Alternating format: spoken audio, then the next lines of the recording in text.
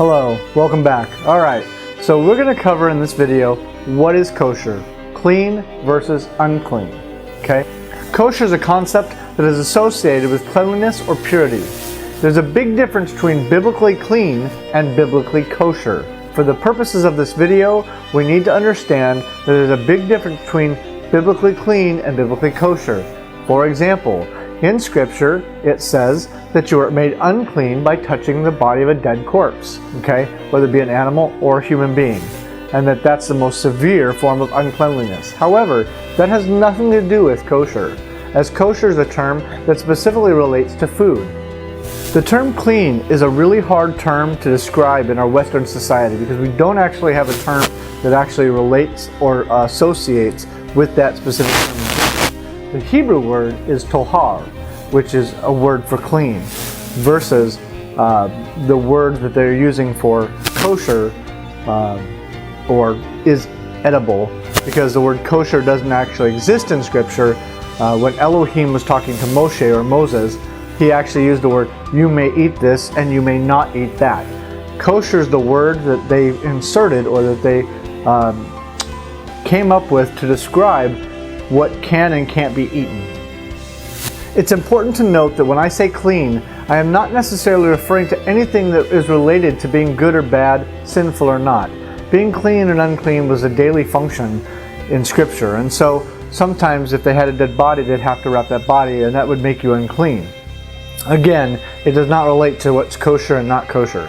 So it's important that we define that so you understand when I say it's kosher or it's clean to eat, that's not the same thing as saying when you hear in Scripture it says, hey, if you touch a dead body, you're not clean. Not the same thing. Okay, so what makes things unclean? There's several different types or forms of cleanliness. The most severe form of uncleanliness was, as I stated before, touching a dead body, in which case you had to actually go through a cleansing ritual, or a bathing type of ritual, in order to obtain cleanliness again. Another great example was having a baby made a woman unclean, and certainly there was no sin in that. So as far as that's concerned, that had nothing to do with kosher either. That had to do with cleanliness and being purified and ritually clean. Okay, so now that we've defined that, let's talk about what makes clean and unclean animals. This is probably a really good place in the video for you to stop, pause the video, go to the assignments section of the LMS and look up the reading assignment called Leviticus 11, the dietary instruction. So why don't you go ahead and do that right now. Okay, so now that you've read through Leviticus 11, let's take a look at a couple of different things. First, for example, he gives several different explanations of what defines clean on both land animals and both sea animals. And those definitions, I'd like you to go and in the assignment page, during your assignment, I'd like you to make an actual list of what exactly defined clean versus unclean. Because we're going to come back to that in the next video when I talk about the metabolic situation and how what we eat, we become that which we eat, and the metabolics behind that. So we're going to talk about that. So more about clean versus unclean. Basically in Leviticus 11, all carcasses of dead animals made you unclean. However, there were specific animals, like I said, that he said you could eat this and you could not eat that.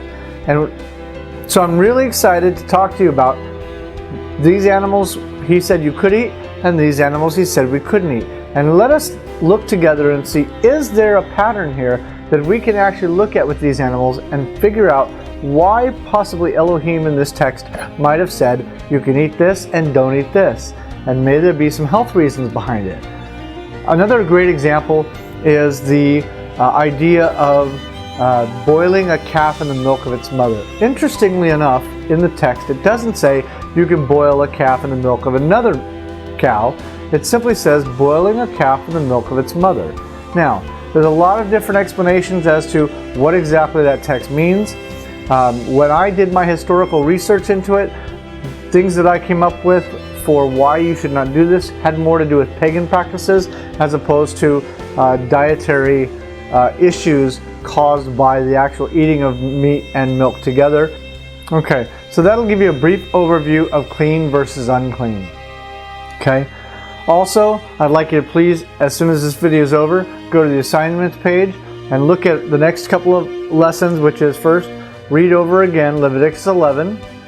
Go and start the discussion board. Please download and read The Adverse Influence of Pork Consumption on Health by Dr. Heinrich. Then we will also move on to doing that assignment here in a little bit. Thank you so much. We'll see you next time.